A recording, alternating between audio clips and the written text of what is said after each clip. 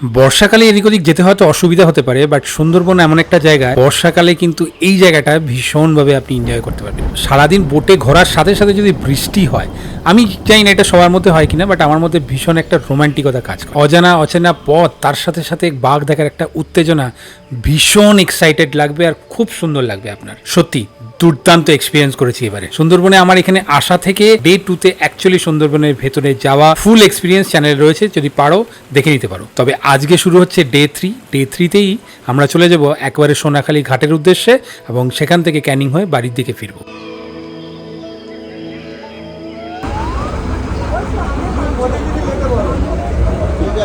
Day 3তে আমাদের reporting time ছিল লঞ্চের মধ্যে 8:30টার সময়, একটু বেলা করেই ছাড়লো আর কি। আর ছাড়ার সাথে সাথেই শুরু হয়ে গেল টুপুর টাপুর বৃষ্টি, আর তার সাথে সাথে চলে এলো গরম গরম হাতে ব্রেকফাস্ট। আর আজকের ব্রেকফাস্টে ছিল হচ্ছে তোমার লাস্ট দিনের ব্রেকফাস্ট। এখানে রয়েছে লুচি আর ছোলার ডাল আলু দিয়ে। প্রতিদিন আমরা শুটের চক্করে ঠান্ডা ঠান্ডা সবার লাস্টে খাই, ঠান্ডা ঠান্ডাই খাই, আজ একটু গরম গরম পেয়েছি। লুচি ছোলার ডাল যেমন হয় যেমন, তার মধ্যে এর মধ্যে মিষ্টির পরিমাণটা একটু কম, তাহলে আমরা বাঙালি একটা চিনি। তবে সুন্দরবনের শেষ দিন আমাদের যে বৃষ্টিটা হয়েছে, সত্যি কথা বলছি দারুণ লাগছিল। যদি এই প্রপার বর্ষাকালে তোমরা সুন্দরবন যাও, ডিসঅ্যাপয়েন্ট কিন্তু হবে না। তবে হ্যাঁ, বাঘ দেখা সেটা কিন্তু সম্পূর্ণ আপনার ভাগ্যের ওপর। বর্ষা এসে গেছে, সুন্দরবনে আমি রয়েছি। আপনারও যদি আসার ইচ্ছা হয়, ইলিশ উৎসব জয়েন করতে ইচ্ছা হয়, ইলিশ মাছ খেতে হয় প্রত্যেক দিন, তাহলে সুন্দরবনে অবশ্যই ভিজিট করতে হবে। আর এই সুস্বাদু খাবারের সঙ্গে এরকম মনোরম পরিবেশ এনজয় করতে হবে। আমাদের শহর অঞ্চলে তো সচরাচর এরকম অট্টালিকার ভিড়ে সবুজটা সেরকমভাবে দেখা যায় না। এত সবুজে ঘেরা চারিদিকে। এখন তো জল রয়েছে, যত পাড়ের দিকে যাবো তত সবুজ সবুজ থাকবে। কিছুক্ষণের মধ্যেই আমাদের ভিজিটিং পয়েন্ট চলে এলো, যেটা হচ্ছে একটা লোকনাথ বাবার মন্দির। সেটা দর্শন করার পরেই সাথে সাথে দেখা হয়ে গেল সেই মানুষটার সঙ্গে, যিনি সুন্দরবনে থেকে সুন্দরবনের রয়্যাল বেঙ্গল টাইগারের সম্মুখীন হয়েছিলেন। সুন্দরবনে তো বাঘের দর্শন এখন অব্দি পাইনি, মানে সেই ভাগ্য করে আসেনি। কিন্তু আমার সাথে যে মানুষটা আছেন, তিনি শুধু বাঘের দর্শন না, বাঘের সঙ্গে সংঘর্ষ করে কিন্তু জীবন নিয়ে ফিরে আসে। সুন্দরবনে এনার ভিডিও অনেক দেখেছো, তাই তো আমাদের মতো অনেক মানুষ তোমাকে ডিস্টার্ব করে। অ্যাকচুয়ালি কি বলতো, আমাদের এই অভিজ্ঞতাটা সবাই শুনতে চাই। তোমার যদি অসুবিধা না থাকে বলতে পারো। নমস্কার, আমার নাম আশিস দাস। এই আইল্যান্ডটা হচ্ছে বালি আইল্যান্ড, বিজয়নগর, আমাদের থানা গোসাবা। আমি সুন্দরবনে 18 সাল ধরে মাছ ধরেছি। আমরা বলি 18 বছর। আমি কন্টিনিউ 18 বছর ধরে মাছ ধরেছি। 2022 সালে মাছ ধরতে গিয়ে বাঘের সঙ্গে আমার লড়াই হয়। আমরা 5 জন করে ছোট ছোট ডিঙ্গি নৌকারে মাছ ধরতে বেরিয়ে যাই। সেদিন আমি বাড়ির থেকে বেরিয়ে গেছি, জঙ্গলে আমার হয়ে গেছে 7 দিন।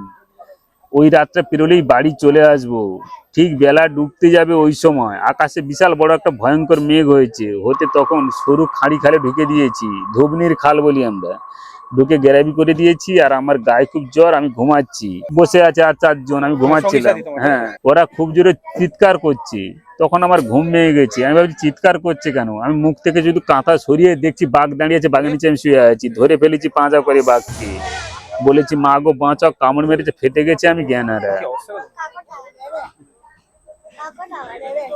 মানে পুরো তোমার বাঘ তোমার বুকের উপরে? হ্যাঁ, আর এই একটা নখের দাগ আছে, আর পাঞ্জার নখের দাগ। আর এইটা হচ্ছে নখের দাগ, বাঘের নখ লেগেছিল। আমার এইটা তো সার্জারি করে, আমার থাই থেকে চামড়া কেটে 2022 সালে করেছে। এখান থেকে নিয়ে আর এখান থেকে নিয়ে এটা লাগিয়েছে। এরকম একটা জায়গা আমার এখন হাড়, এরকম একটা অপারেশন হবে, সার্জারি হবে। এই জায়গা হাড় নেই এখন। তো তোমার এখন অসুবিধা কি হয়? অসুবিধা বলতে আমার ব্যথা যন্ত্রণা তো প্রচুর হয়, আর এইটা অপারেশন করতে হবে, করতে পারছি না। আমার যে ব্যথা যন্ত্রণাটা হয় সেটা আমি বলে বোঝাতে পারবো না, আমার যা হয় মাথার ভিতরে। তুমি কি মানে এরকম যে সম্মুখীন, তুমি সাধারণ মানুষের থেকে কিছু হেল্প চাও? আমি হেল্প চাই। আমার তো এই সুন্দরবন নদী মাতৃকা ট্রাভেলসে যে আমার যে দাদা ভাইরা যে থাকে, ওনারা অনেক আমার সুপারিশ করে, আপনাদের সঙ্গে পর্যটকদের সঙ্গে পরিচয় করিয়ে দেয়, যে আমার যদি কিছু হয়, ওষুধ কিনা টাকা পয়সা হয়, আমার অপারেশন করে। নাম্বার আছে, ফোন পে নাম্বার? ঠিক আছে, আশিসটার নাম্বার আমি স্ক্রিনে দিয়ে দিলাম। ঠিক আছে, আমার তরফে রাখো। ঠিক আছে, তোমার তো ভালো অ্যাক্সিডেন্ট। আশিসটার নাম্বার আমি স্ক্রিনে দিলাম। যার যতটা সামর্থ্য যদি পারো দিতে পারো মানুষটার, যে ভয়ঙ্কর এক্সপিরিয়েন্স আমরা আগে নিতেও যাই না। আবার স্যার, আমি তো সুন্দরবনে 18 বছর ধরে কম বেশি বাঘ আমি দেখেছি। কম বেশি বাঘ দেখতাম। আমরা তো গভীর জঙ্গলে যেতাম। এই যে টাইগারের যে নাম দেওয়া আছে সুন্দরবনে, যে টাইগারের নাম দেওয়া আছে, আমি 18 বছর অভিজ্ঞতা কোনোদিন শুনিনি। আমার এই অ্যাক্সিডেন্ট পর শুনলাম আমাকে যে টাইগার বাঘ ধরেছিল, ওই বাঘের নামও আছে নাকি নান্টু বাঘ, ছেলে বাঘ। এখন বর্তমান নান্টু আছে মরিচ ঝাঁপিতে শুনলাম। এই দাদা ইনস্ট্যান্ট, আমার কোনো এটা স্ক্রিপ্টেড নয়, এই দাদা কিন্তু ইনস্ট্যান্ট ওনাকে কিছু যতটা সামর্থ্য ওনার দিয়েছেন, এনার মতন কিন্তু আপনারাও পারেন এনাকে একটু হেল্প করতে, বাস এটুকুই আমার বলা। এর আমি দেখে আমার মানে মনটা একটু হয়ে গেল, এইসব লোকের পাশে দাঁড়া উচিত। একদম আমি বলবো সবাইকে দাঁড়া উচিত, এটা অসহায় মানুষের প্রতি। এরকম একটা ভয়ঙ্কর অভিজ্ঞতা শোনার পরে গাটা কিরকম শিউরে উঠলো। তাড়াতাড়ি বোটের দিকে রওনা দিলাম। বোটে উঠতেই দেখলাম শুরু হয়ে গেছে তোড়জোড় দুপুরের খাওয়া দাওয়ার, যেখানে মধ্যাহ্ন ভোজের জন্য রেডি ছিল ইলিশ বিরিয়ানি, যেটা সুন্দরবনে আসলে পাবেই। একদম সত্যি কথা বলবো, লাল লাল ঝাল ঝাল করে এই চিকেন কষাটা। সুন্দরবন ট্যুরের আজকে কিন্তু শেষ দিনের যারা এখানে গেস্ট রয়েছেন তাদের একটু এক্সপিরিয়েন্স নিব, কেমন মানে ওভারঅল এক্সপিরিয়েন্স হচ্ছে। এক্সপিরিয়েন্স মোটামুটি ভালোই মন্দে মেশানো। আচ্ছা, একটু বেটার হলে হতে পারতো। হ্যাঁ, মেলানো মেশানো একটা অভিজ্ঞতা আমার হলো। আর এই জুলাই থেকে তো সিজন শুরু হচ্ছে, I think। ইলিশটাই আমাদের আশা। আচ্ছা, আর ইলিশ উৎসব তো সামনের মাস থেকে, হ্যাঁ একটু মাসটা একটু ডাউন হয়েছে, বাদ বাকি সবকিছু ভালো। ইলিশের কোয়ালিটিটা একটু ভালো হলে ভালো হতো। আচ্ছা, এসেছি, আসার পর হোটেল টোটেল খারাপ বলবো না, খাবার দাবার হ্যাঁ খাবার দাবার কেমন লাগে? খারাপ বলবো না, মোটামুটি ঠিকই আছে। প্রথম দুদিন তো দেখলেন ওনারা একদমই রিচ করেনি, আজকে একটু হ্যাঁ, rich আজকে একটু রিচ খাবার আছে, আর হালকা খাবার টাবার বেশি, মানে ভ্রমণ করবার জন্য যেটা প্রয়োজন হ্যাঁ। সেই জিনিসটাই এরা মেনটেন করে আর কি, যা দেখি। তো কিন্তু অনেক মানুষ রয়েছে, সবার পক্ষে তো সবাই রিচ খাবার পছন্দ করে না। হ্যাঁ, অনেক তিন বয়স্ক এরকম মানুষ rich, রয়েছে, রাইট। অনেক বাচ্চাও রয়েছে, ভালোর মধ্যেই আছে, খারাপ নেই। অনেক খাচ্ছে, আমরা আচ্ছা। বাচ্চারাও খাচ্ছে, ছোট ছোট আচ্ছা, বাচ্চারা আছে। সবকিছু ভেবেই ওনারা রান্নাটা হ্যাঁ হ্যাঁ হ্যাঁ, ঠিকই আছে, সব মিলিয়ে মোটামুটি খারাপ নেই, ভালো। তবে সুন্দরবন সম্বন্ধে এক্সপেকটেশন আরো বেশি ছিল। আচ্ছা মানে বাঘ টাক দেখতে পেলে বা এমনি সাধারণ পশু কোনো দেখতে পেলে ভালো লাগতো। আচ্ছা, আর এই যে নামা ওঠা করি, যেখানে অনেক জায়গায় হচ্ছে, যেটা খুব নিচু থাকছে। খুব উঁচুতে, বোটটা অনেকটা উঁচুতে। আচ্ছা, ওই বোটটা উঁচুতে, জিনিসটা নিয়ে হ্যাঁ, নামছি স্থলভাগে যেটা নামছি সেটা অনেক নিচু হয়ে যাচ্ছে। আচ্ছা তার ফলে বয়স্ক মহিলাদের আচ্ছা, বা যাদের কোনো রকম অসুবিধা আছে, হাড় সংক্রান্ত প্রবলেম তো এখন অনেকেরই অবশ্যই। আছে, তাদের একটুখানি অসুবিধা আছে।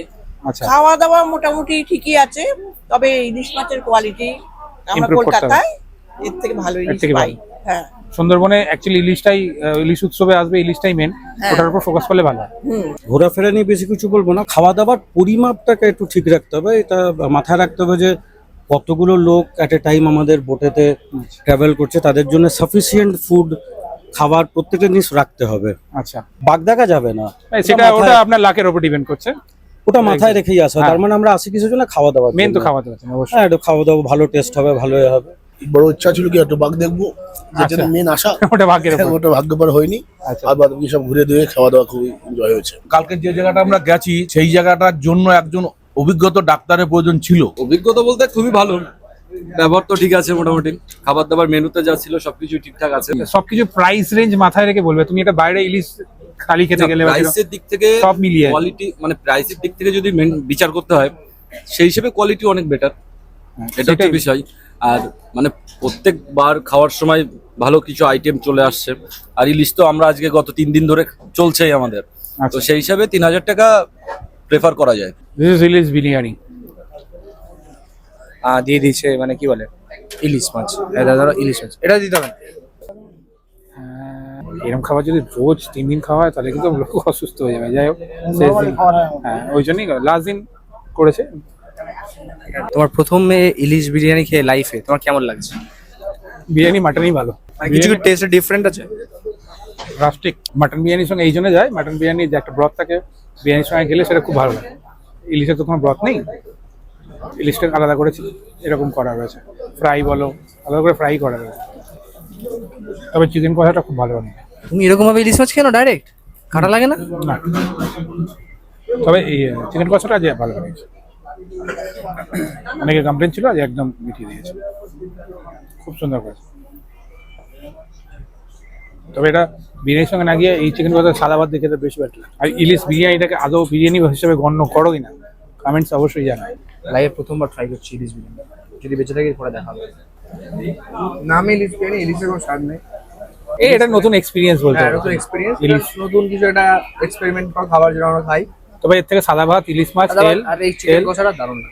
সুন্দরবন সফর আমাদের এখানেই শেষ হলো। আমার ওভারঅল অভিজ্ঞতা যদি বলো, বেশ ভালো লেগেছে। খাওয়া দাওয়া রিচ একদমই ছিল না, কারণ ওরা মশলাটা যদি করা হয় তাহলে কিন্তু বয়স্ক বা বাচ্চারা খেতে পারবে। যেটা করেছেন একদম পারফেক্ট, কারণ যে জায়গায় আমরা গেছি কোনো ডক্টর ফক্টর পাওয়া যাবে না। বয়স্করা যদি ওখানে গিয়ে অসুস্থ হয়ে যান ওই খাবার খেয়ে, তাহলে কিন্তু খুব বড় একটা বাজে ব্যাপার হয়ে যাবে। তার থেকে যে কোয়ালিটি আমার করেছেন আমার খুব ভালো লেগেছে। লাস্ট দিন রিচ করেছেন সবাইকার রিকোয়েস্টে, ভালো। ওভারঅল এটাই আমি বলবো, এক্সপিরিয়েন্স ভালো। আর যে টাকাটা আপনি পে করছেন সেটা টাকা ওয়ার্থ ইট। একদম ওয়ার্থ ইট। বর্ষার শুরুতে আশা করি ভালো ইলিশই আর আপনি পেয়ে যাবেন অ্যাটলিস্ট। আমরা কিন্তু প্রিজার্ভটাই পেয়েছি, স্টোরেজ, যে আপনারা ভালো ইলিশই পাবেন। দৈনন্দিন একঘেয়ে জীবন থেকে একটু অন্যভাবে দেখতে হলে, তবে হ্যাঁ এখানে এসে বাঘের এক্সপেকটেশন রাখবেন না। আপনার যদি ভাগ্যে থাকে তবে বাঘ দেখতে পাবেন, তাছাড়া কিন্তু। চলুন দেখা হবে পরে একটা ভিডিও।